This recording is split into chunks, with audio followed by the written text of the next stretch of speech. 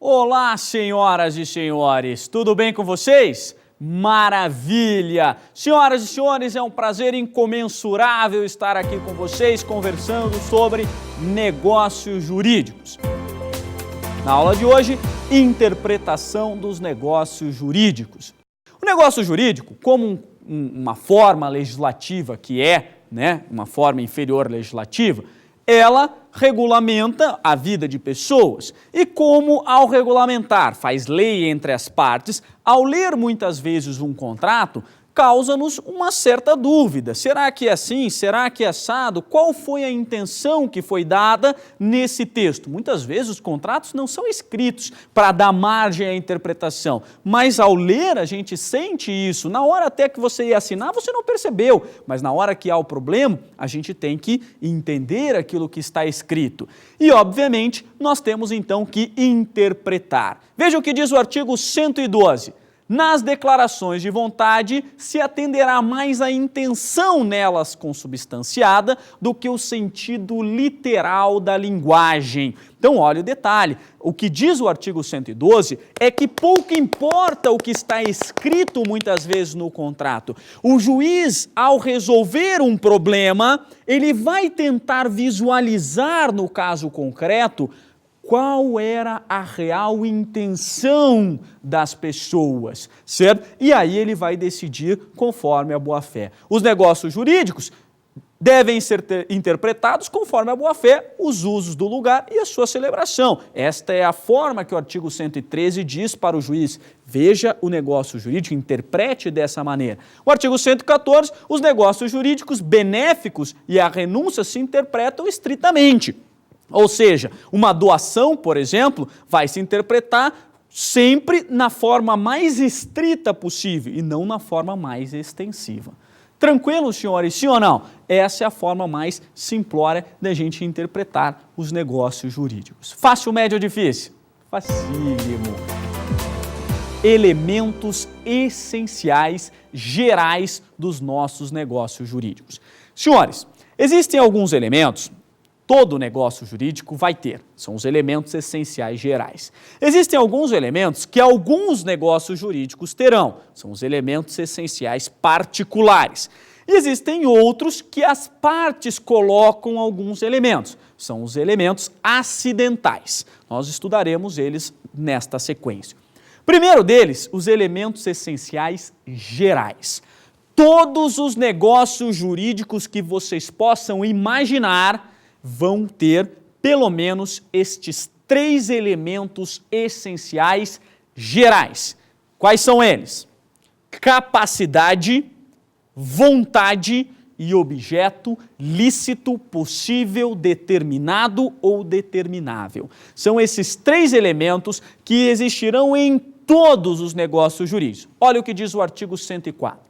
A validade do negócio jurídico requer 1. Agente capaz. 2. Objeto lícito, possível, determinado ou determinável.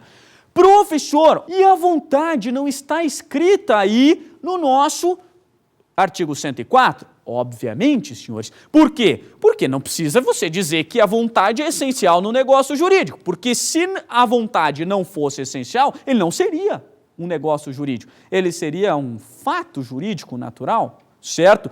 Todo negócio jurídico é um ato jurídico. E o pré-requisito para ser um ato jurídico é você ter vontade de alguém, sendo lícito ou ilícito. Então, é pré-requisito do ato jurídico ter vontade. E, obviamente, é pré-requisito de qualquer negócio jurídico ter vontade. Então, os 3 elementos de fato são capacidade, objeto, lícito, possível, determinado ou determinável e vontade. Vamos ao primeiro deles. Capacidade do agente.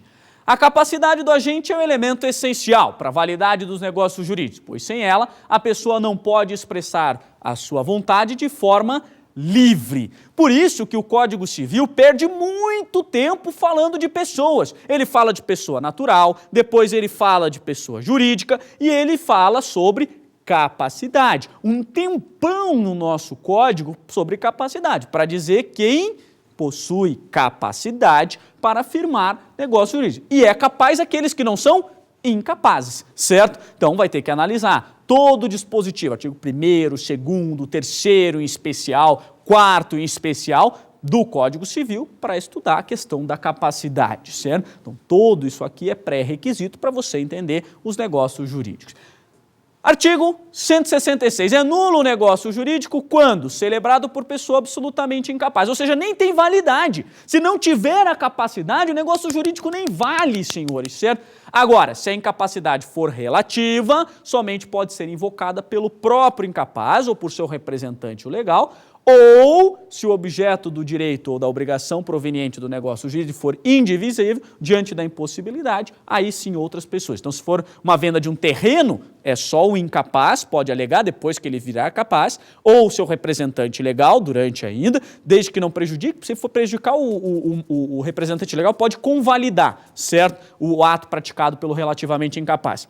Agora, se for um carro, aí qualquer pessoa pode invocar, porque o carro é um bem indivisível, certo? A lei permite 3 formas de representação, isso é muito importante, é a legal, a judicial e a convencional. A representação legal é aquela que a lei confere, o pai em relação aos filhos menores, o tutor e o curador.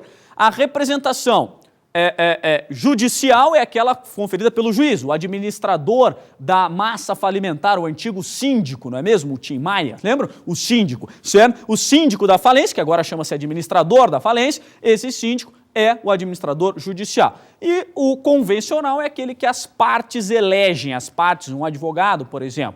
Artigo 115. Os poderes de representação confere-se por lei ou pelo interessado. 116. A manifestação da vontade pelo representante, nos limites de seus poderes, produz efeitos em relação ao representado. Então, obviamente, quando o advogado age em nome daquela pessoa, produz efeitos.